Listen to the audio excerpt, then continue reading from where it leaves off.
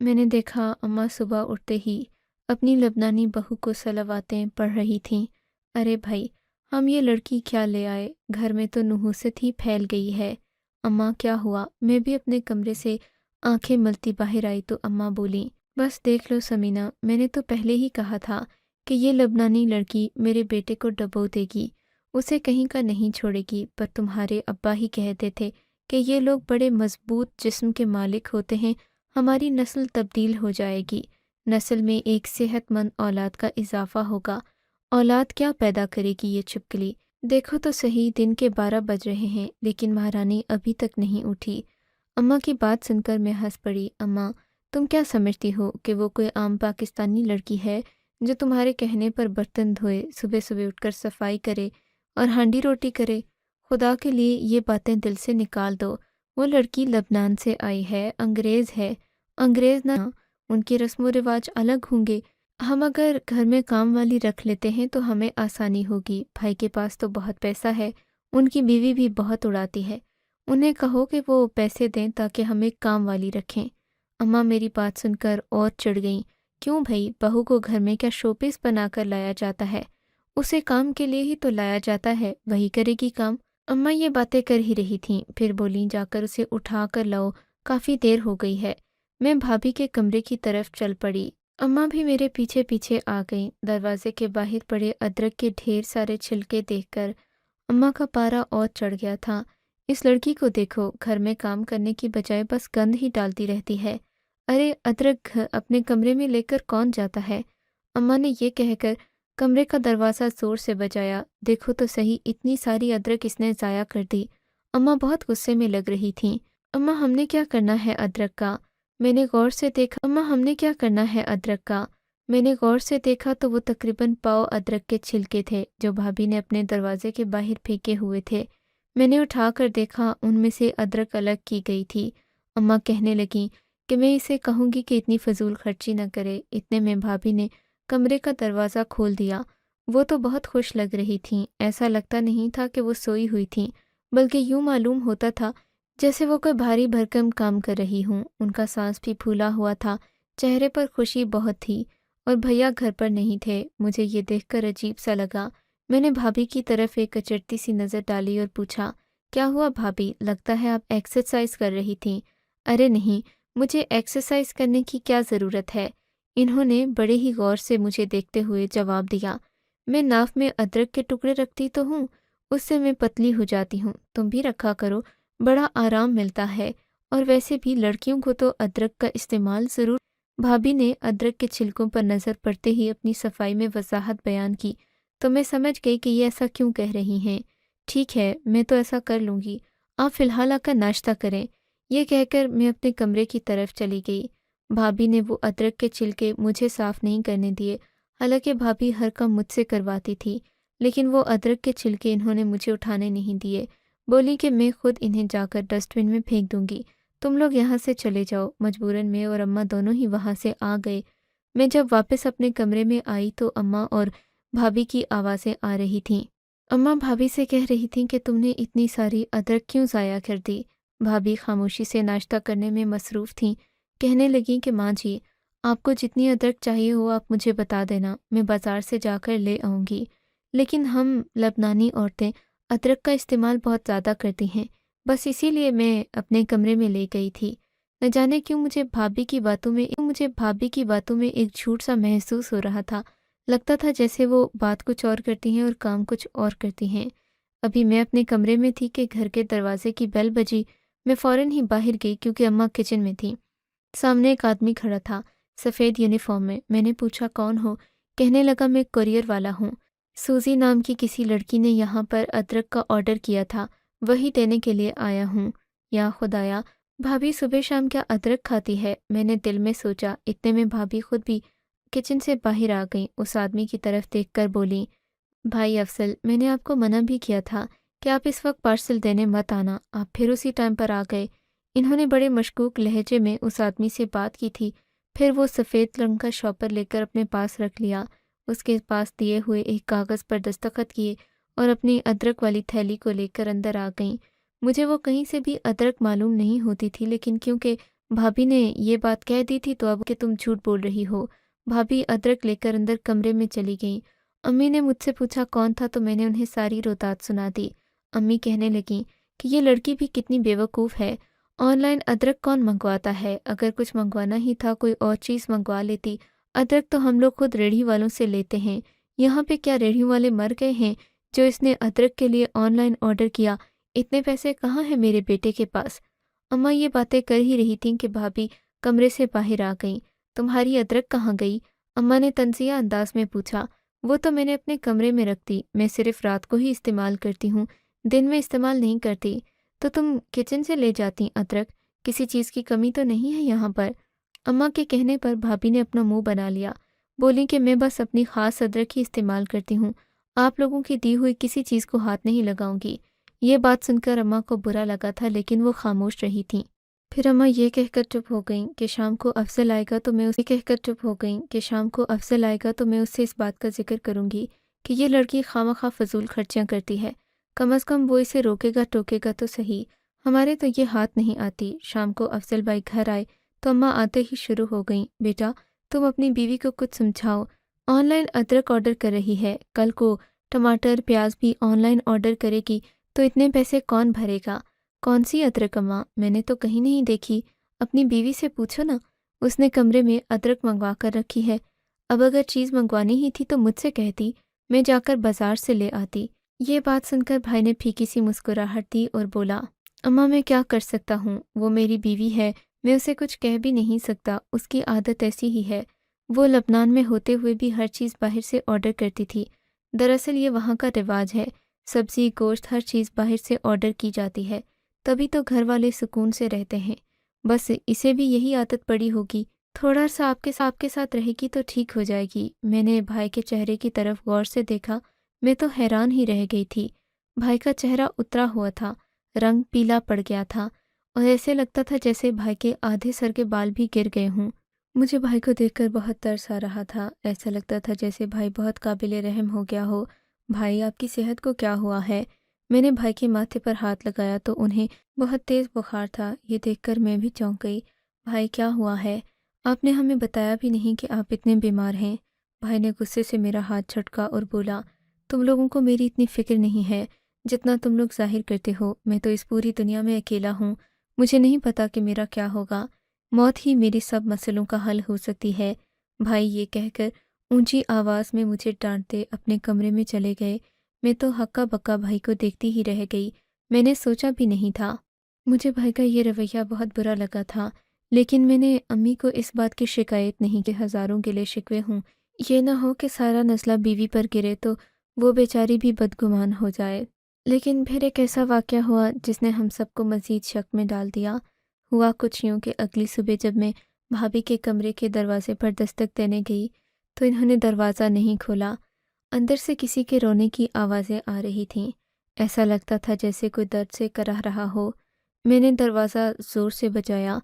भाई की मरियल सी आवाज़ आई, अंदर आ जाओ बिस्मा, मैं जाग रहा हूँ। मैंने दरवाजे को धक्का दिया तो वो खुल गया। हालांकि भाई भाभी के दरवाजे पर हमेशा कुंडी लगी रहती थी, लेकिन आज मैंने देखा भाई दरवाज़ा खोल कर ही लेटे हुए थे। मेरी नज़र भाई पर पड़ी तो कलेजा मुंह को आ गया। उनकी आंखें सूजी हुई थीं, लगता था जैसे वो बहुत बीमार हैं। मैं उनके पास जाकर बैठ गई। क्या हुआ है भाई, आप अपनी बीमारी का हमें बताते क्यों नहीं? चले मैं आपको डॉक्टर के पास लेकर चलती हूँ। अम्मा को भी बताती हूँ, आप तैयार हो जाएं, आपकी बुरी हालत है। मैंने भाई से कहा तो भाई और गुस्सा हो गए। मैं छोटा बच्चा नहीं हूँ कि तुम लोग मुझे अस्पताल लेकर जाओ। मुझे किसी डॉक्टर की ज़रूरत नहीं है, मैं बस ठीक हूँ। अगर तुम मुझे चिकन सूप बना कर दे दोगी तो मैं मज़ीद अच्छा हो जाऊँगा। और हाँ, अम्मा को मेरे कमरे में भेजना, मुझे उनसे ज़रूरी बात करनी है। मैंने जाकर अम्मा को सारी बात बताई। अम्मा भी भैया के कमरे में चली गईं। मैं भी उनके पीछे पीछे आ गई, पर भैया ने मुझे बाहर जाने का हुक्म दे दिया। मैं मजबूरन बाहर चली आई क्योंकि वो मेरे सामने बात नहीं करना चाहते थे। मैं बाहर से देख रही थी। मैंने नोट किया था कि मेरे भाई की बात सुनकर अम्मा बहुत परेशान हो गई थीं। इन्होंने अपने बेटे को तसल्ली दी और फिर कमरे से बाहर आ गईं। मैंने देखा उनके चेहरे पर परेशानी के आसार थे, आंखों में आंसू थे, वो बहुत अजियत में लग रही थीं। واپس آ کر اماں نے بھی اپنے کمرے کا دروازہ بند کر دیا۔ مجھے کسی نے کچھ نہیں، میں تو بس پریشان حورنکوں کی طرح دیکھتی ہی رہ گئی تھی۔ اب مجھے ابا کے آنے کا انتظار تھا۔ شام کو ابا آئے تو میں نے انہیں بھی بتا دیا کہ بھائی اور اماں کے بیچ میں کوئی بات ہوئی ہے، لگتا ہے کہ پریشانی والی بات ہے، لیکن نہ ہی مجھے امی نے کچھ بتایا ہے اور نہ بھیا بتا رہے ہیں۔ اب آپ امی سے خود ہی پوچھ لیں کہ کیا معاملہ ہوا ہے، اتنی پریشانی کیا ہے جو مجھے کوئی کچھ نہیں بتا رہا۔ ابا اماں کے کمرے میں چلے گئے، میں باہر چائے بنانے لگی، تبھی مجھے بھائی کے کمرے سے ہلکی ہلکی چیخوں اور سسکیوں کی آواز آئی۔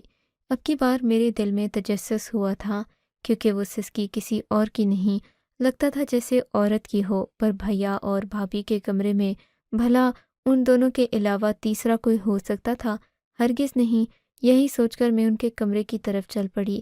ہلکی ہلکی چیخوں کی آواز مجھے ابھی بھی آ رہی تھی۔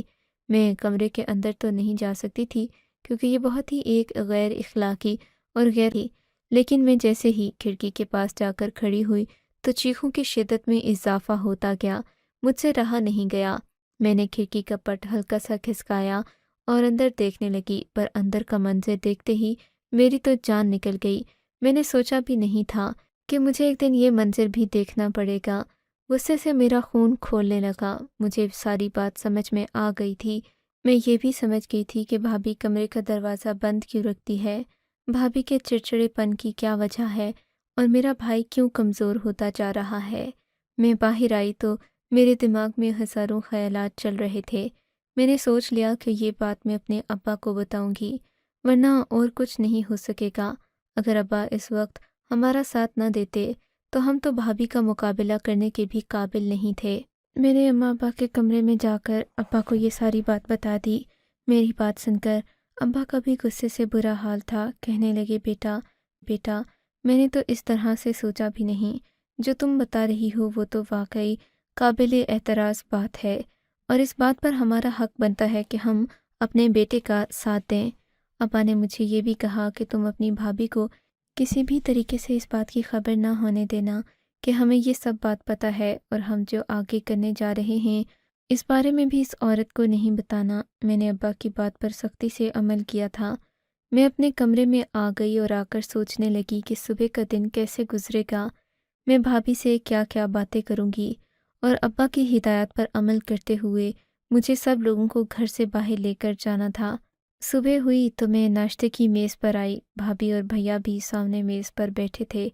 بھیا کی حالت قابل رحم تھی۔ میں نے دیکھا ان کی آنکھیں سرخ ہو رہی تھیں اور وہ اس قدر مرجھائے ہوئے تھے کہ ایسا چہرہ میں نے ان کا اس سے پہلے کبھی بھی نہیں دیکھا تھا۔ میں نے بھیا کو ناشتہ بنا، بھابھی میری طرف تنزیہ نظروں سے دیکھنے لگیں، بولیں کہ آج میرا اس گھر میں آخری دن ہے۔ میں نے چونک کر بھابھی کی طرف دیکھا، دل میں سوچا کہ کہیں ان کو میرے منصوبے کے بارے میں خبر تو نہیں ہو گئی۔ میں نے پوچھا کیوں، تو کہنے لگیں اب میں اور فضل دوسرے گھر میں رہنے کے لیے جا رہے ہیں۔ مجھے لگتا ہے کہ اس گھر میں ہماری کسی کو ضرورت نہیں ہے۔ نہیں بھابھی، ایسا تو مت کہیں، ہمارا ایک ہی بھائی ہے، آپ ہماری اکلوتی بھابھی ہیں، ہم آپ کے بغیر نہیں رہ سکتے۔ اگر آپ بھی چلی جائیں گی تو اس گھر کی رونق ہی چھن جائے گی۔ میری بات سن کر بھابھی ایک بار پھر ہنسی اور بولی، ایسا نہیں ہو سکتا، تم جتنی مرضی باتیں کرو، افضل میرے ساتھ ہی جائیں گے اور ہم لوگ ایک الگ گھر میں رہیں گے۔ بھابھی جیسے آپ کی مرضی، ہم آپ کو روک تو نہیں سکتے، پر میری آپ سے درخواست ہے کہ آپ ایک ہفتہ ادھر ہی رہ لیں، ہمیں اپنی خدمت کا موقع دیں۔ آپ کے جانے سے پہلے میں آپ کی بڑی سی دعوت کرنا چاہتی ہوں۔ کوئی بات نہیں، ہم جب دوسرے گھر میں جائیں گے تو وہاں بھی دعوت ہوتی رہے گی، تم اس چیز کی ہرگز فکر نہیں کرنا۔ بھابھی نے انگلیاں نچاتے ہوئے کہا تھا۔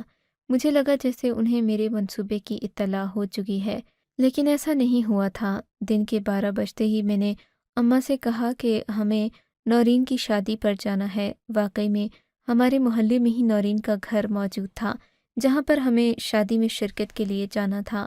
میں نے ایسے وقت پر بتایا تھا کہ جب بھابھی تیار بھی نہ ہو سکے، انہیں ہمیشہ تیاری میں زیادہ وقت لگتا تھا، وہ 2 سے 3 گھنٹے تو صرف کپڑوں کے انتخاب میں لگاتی تھیں۔ میں نے ان سے کوئی بات نہیں کی تھی، انہیں بھی محلے کی شادیاں اٹینڈ کرنے کا کوئی شوق نہیں تھا۔ کوئی بڑی شادی ہوتی تو وہ چلی جاتی تھیں، عموماً چھوٹی موٹی شادیوں اور گھر میں ہونے والے فنکشن کو وہ اتنا پسند نہیں کرتی تھیں۔ मैंने भैया से कहा कि आप भी चलें। भैया कहने लगे कि मेरी तबीयत ऐसी नहीं कि मैं घर से 1 इंच भी बाहर चल सकूं। मैंने भैया की बड़ी मिन्नत की क्योंकि अब्बा का सख्ती से हुक्म था कि घर में सिर्फ भाभी को ही रहना चाहिए। घर का और कोई फ़र्द अंदर नहीं रहेगा वरना हमारे लिए मुश्किल हो जाएगी। तो मैंने भैया को बड़ी मुश्किल से मनाया, उनको अपने हाथों से तैयार किया।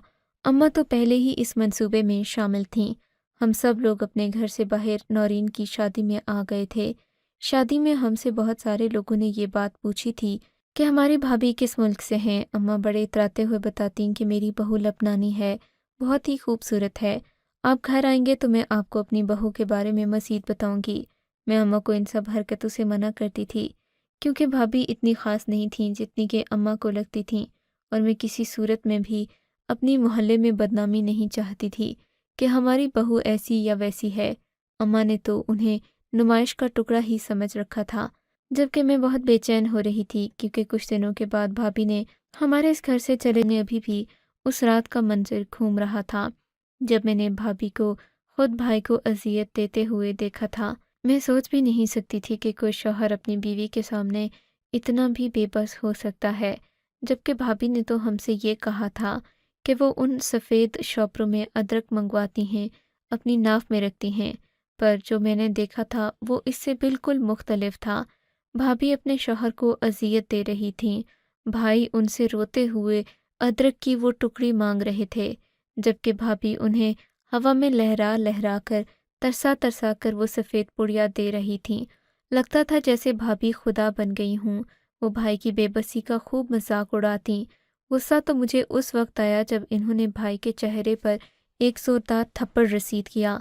मैं तो ये देखकर रोने वाली थी, लेकिन उस वक्त मैंने किसी किस्म का रद्द-ए-अमल नहीं दिया था। भाई भाभी का थप्पड़ खाकर भी खामोश रहे थे, उनकी आंखों से बस आंसू बह रहे थे। उनकी हालत ऐसी नहीं थी कि वो उठकर भाभी का हाथ पकड़कर उन्हें सबक सिखा सकते। जब मैंने ये बात अब्बा को बताई तो उन्हें भी बहुत गुस्सा आया था। अब्बा कहने लगे, बेटी, हमारा बेटा बिला वजह इस हालत को नहीं पहुंचा। ज़रूर इसके पीछे कोई न कोई बड़ी कहानी होगी और हम इस कहानी की तह तक पहुंच कर रहेंगे। फिर उन मुजरिमों को कैफिर किरदार तक पहुंचाएंगे जिन्होंने हमारी ज़िंदगी अजाब कर रखी है। अब्बा मेरे पुलिस में काम करते थे। इन्होंने हमेशा अपने बेटे बेटियों को बहादुरी, सच्चाई और मुखलिसी की तालीम दी थी, लेकिन कभी भी अब्बा ने किसी पर जुल्म और ज्यादती करने की हमें इजाज़त नहीं दी थी। इसीलिए मेरा भाई आज इस हालत में पहुंचा हुआ था कि भाभी उस पर जुल्म करती और वो खामोश रहता था, जबकि भाभी ने हमसे बहुत बड़ा झूठ बोला हुआ था। खैर से आज रात फैसला हो जाना था। हमें शादी में आए हुए 5 घंटे गुजर चुके थे। मेरे भाई की तबीयत ख़राब होने लगी, उन्हें चक्कर आने लगे, उल्टी भी महसूस हो रही थी। भाई ने कहा कि इस वक्त हमें घर चले जाना चाहिए, मेरी तबीयत बहुत ख़राब हो रही है, मुझे अपने कमरे में जाना है। भाई बार बार ज़िद कर रहे थे। मैंने बड़ी मुश्किल से खाना और पानी उन्हें पिलाया। उसके बाद हम लोग घर आ गए। मेरे घर के बाहर ताला लगा हुआ था, घर को सील कर दिया गया था। मैंने अब्बा को फ़ोन किया तो अब्बा ने जो बात बताई उसने मुझे हैरान परेशान करके रख दिया था। घर में तो भाभी का नामो निशान नहीं था। थोड़ी देर के बाद अब्बा घर आ गए। इन्होंने घर की सील को खोलने से मना कर दिया। कहा कि हम अभी तुम्हारी फूफो के घर जाएंगे, रात को वहीं रहेंगे, तुम लोगों ने बिल्कुल फ़िक्र नहीं करनी। मेरा भाई बेचैन हो रहा था, बार बार अपनी बीवी के बारे में पूछ रहा था, लेकिन अब्बा ने भाभी के बारे में कुछ भी नहीं बताया था। थोड़ी देर में हम फूफो के घर पहुंच गए। वहां जाते ही भाई ज़मीन पर ढह गया। उसकी तबीयत बहुत ज़्यादा ख़राब हो रही थी। अब्बा ने मुझसे कहा कि इस पर दम दरूद करो, नशे के बगैर इसकी हालत है। अगर इसे नशा मिलता रहता तो शायद इसकी ये हालत ना होती, लेकिन अब इसका जिस्म नशे का आदी हो चुका है और इसी बात का तो उस लड़की ने फ़ायदा उठाया है। वो तुम्हारे भाई को इसी वजह से मारती थी, क्योंकि एक चीज़ का इंसान जब आदी हो जाता है तो फिर उसे हासिल करने के लिए कुछ भी करता है, और इसी बात का तो सलोनी फ़ायदा उठा रही थी। मैं जानता था कि मेरा बेटा बिला वजह किसी से थप्पड़ नहीं खा सकता। मेरे बेटे की यही तो मजबूरी थी। उसके लिए सलोनी की दी हुई उस सफ़ेद अदरक वाली पुड़ी से ज़्यादा कुछ ज़रूरी नहीं रह गया था। अदरक वाली उन पुड़ियों का हिसाब तो मैंने कर लिया है। तुम्हारी भाभी जो नशा मंगवाती थी उसके सारे सबूत हमारे पास मौजूद हैं, और इसी नशे की भेंट वो बाकी सोसाइटी को भी चढ़ाना चाहती थी। जब भी वो अलग घर हासिल करने के लिए तगो दो कर रही थी, پر شکر ہے کہ ہم لوگوں نے اپنے بیٹے کو الگ گھر میں جانے نہیں دیا، ورنہ نہ جانے ہمارے بیٹے پر بھی الزام آتا اور آج ہم بھی جیل میں بیٹھے ہوتے تھے۔ ابا کی بات سن کر میں مطمئن ہو گئی۔ ہماری اس لبنانی چڑیل سے جان چھڑائی جا چکی تھی، لیکن بھائی کا علاج اب بھی ہو رہا ہے، کیونکہ میرا بھائی زیر علاج ہے اور بھائی کو علاج کے لیے بہت زیادہ توجہ کی ضرورت ہے، جو کہ میں اور میری والدہ تو دے رہے ہیں، لیکن بیوی کا نعم و بدل کوئی نہیں ہو سکتا۔ اللہ سے دعا کرتی ہوں کہ اللہ میرے بھائی کو صبر اور صحت عطا فرمائے۔